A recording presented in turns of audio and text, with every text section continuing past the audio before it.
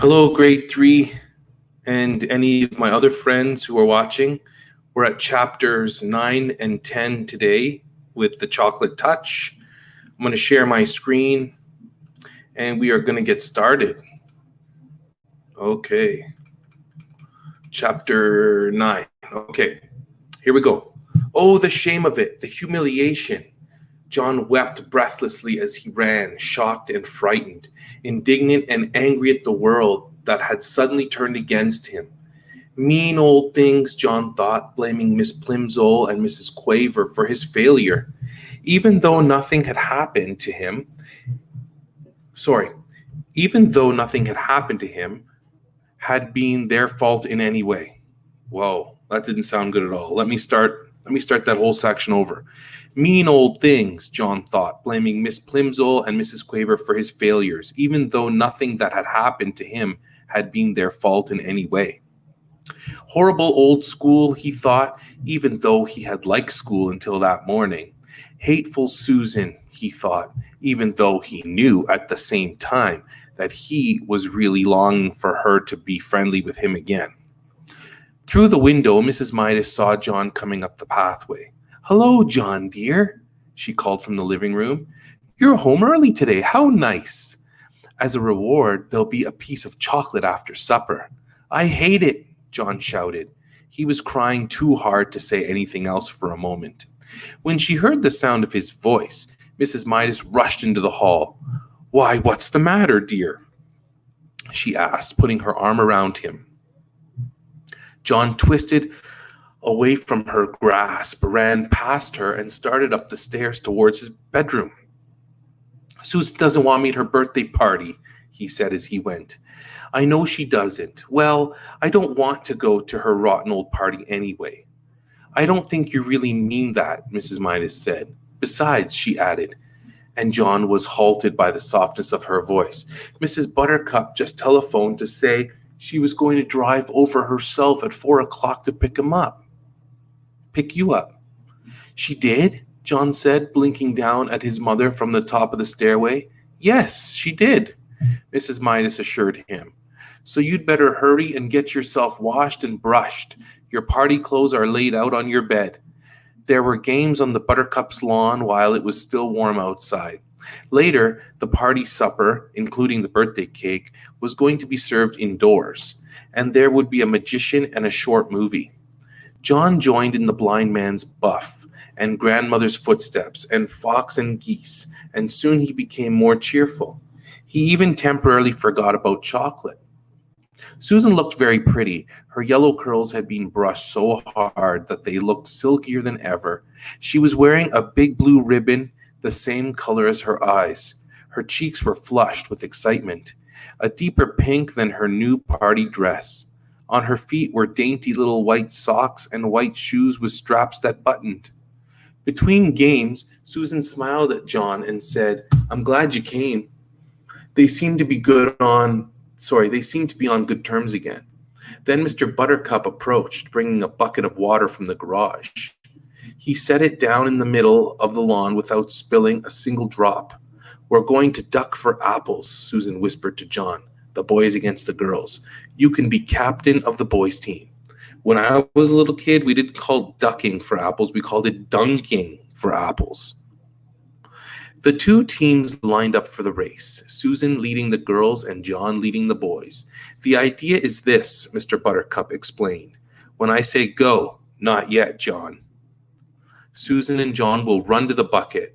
There are 12 apples floating in the bucket and 12 people in the race. Using only their teeth, Susan and John will grab their apples and run back to their lines. As soon as they touch the hands of the number 2 runners in their teams, Dinny and Duncan, Susan and John will go to the end of their lines, and Dinny and Duncan will run to the bucket to duck for apples. Do you all understand the way it's going to work? All right. 1 to get ready, 2 to get steady, and 3, 2, go!" Susan bounded ahead like a jackrabbit, and her face deep in the bucket by the time John reached her side and crouched down for his apple. He got his eye on a big red one, with its stalk jutting up conveniently for him to grab. He lowered his face, opened his mouth, and lunged. Somehow his nose reached the apple before his teeth did and pushed it below the surface of the water. John's mouth followed the apple down. Uh-oh, his mouth followed the apple into the water? Then a terrible thing happened. The clear water in the bucket turned into dark brown, sweet liquid chocolate. Susan and John immediately pulled their heads up, but it was too late. Their faces were drenched with chocolate syrup. "Oh!" Suzanne exclaimed, wiping chocolate out of her eyes. Chocolate syrup dripped down all over her delicate, pale pink dress. "Oh!" she moaned. John was in the same state. There was chocolate all over his face. There was chocolate on his white shirt front and on his gray flannel shorts. And there was chocolate in his mouth. "Glug," John said. "Glug." Susan was too surprised and angry to speak. For the second time that day, she had turned her back on John and ran away from him. Mrs. Buttercup offered to clean John up, but he couldn't bear to stay at the party another minute. He started off at once for home. Wow. So at the beginning of this chapter, John did not want to go to the party. Then he found out Mrs. Buttercup was picking him up, so he went, started having some fun, got into this game, and wrecked the game and upset Susan again. Chapter 10. Dragging along and thinking of all the dreadful things that had happened, John had walked about halfway home when he heard the cheery voice of his father. "Hello, hello," called Mr. Midas, crossing over from the other side of the street. He was on his way home from the station. "You left the party rather early, didn't you?" "What?" Mr. Midas had just seen the patches and streaks of chocolate that were drying on John's face and on his clothes. "Good gracious," he said. "No wonder you left the party. How did that happen?" John burst into tears. It had all been so awful, but now he could tell his father about his terrible day. He stopped crying and only sniffed a little now and then as he told the whole story about taking the coin to the candy store, about buying the box that had turned out to have only one chocolate in it, about the toothpaste and the breakfast, the gloves, the silver dollar, the pencil, the lunch, the trumpet, and finally the apple ducking water. "You mean to tell me they really all turned to chocolate?" Mr. Midas asked. "You're sure you didn't imagine some of this?" "Oh no," John assured him. "Well," Mr. Midas said, still looking doubtful, "we're only a couple of blocks from that candy store of yours. Not that I've ever noticed one there. Suppose we stroll over and ask the man whether his chocolates always do strange things to people." "It's on the corner," John said, recognizing some of the houses on the side street. "Not the next house, not the next house, not the next house," he said, but John's voice faded into silence. The corner where he had found the candy store was nothing now but an empty lot. Flat, open ground littered with a pile of rusty tin cans and broken bottles around a splintery old sign saying "for sale."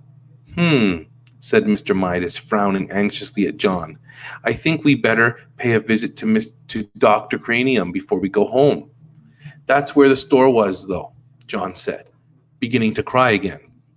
He had shed more tears in that one day, it seemed, and certainly eaten more chocolate than in all the other days of his life put together. "I know it was." Dr. Cranium was a busy man, but as luck would have it, however, he was able to see Mr. Midas and John almost at once. "Well, well, well," said Dr. Cranium. "And how are we getting along today, John?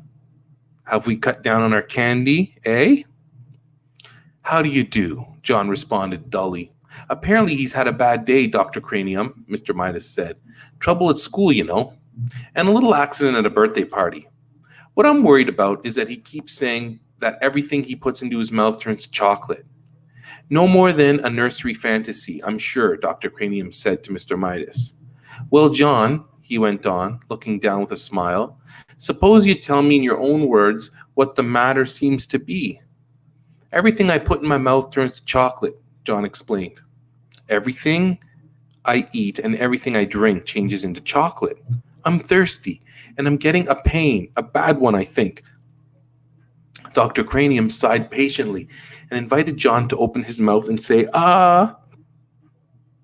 John said. Dr. Cranium peered into John's mouth briefly and gave a low whistle of surprise. This chocolate eating simply must stop. He went to a supply cabinet. I don't think there's any time to be lost, he told Mr. Midas. I'm going to give the boy some of my own special compound. Dr. Cranium's elixir, I call it. Never fails. Dr. Cranium selected a large bottle from one of the cabinet's crowded shelves. He removed the top from the bottle. He got a spoon from another shelf. He filled the spoon with an oily, greenish, yellowish medicine that had yellowish, reddish lights glinting in it. It doesn't taste very pleasant, Dr. Cranium warned. Dr. Cranium warned John in a pleasant tone of voice. But I'm sure it'll do the trick. Clear the stomach and you clear the mind. That's what I always say. Dr. Cranium offered John the brimful spoon. Must I? John asked his father. I know it'll turn into chocolate. Go on, Mr. Midas nodded encouragingly. Drink it down. So that's chapter 10, boys and girls. Leaves the birthday party, sees his dad, tells his dad what's happening. They go to find the chocolate store. It's not there. So dad thinks, well, let's head over to the doctor. And the doctor's got something for John to try. And we'll see what happens when John has some of that elixir that the doctor's going to give him. Okay, so that's it for now. That's 9 and 10. We'll be back again soon with 11 and 12. Until then, be good. Listen to your parents. Work hard. And we'll talk to you soon.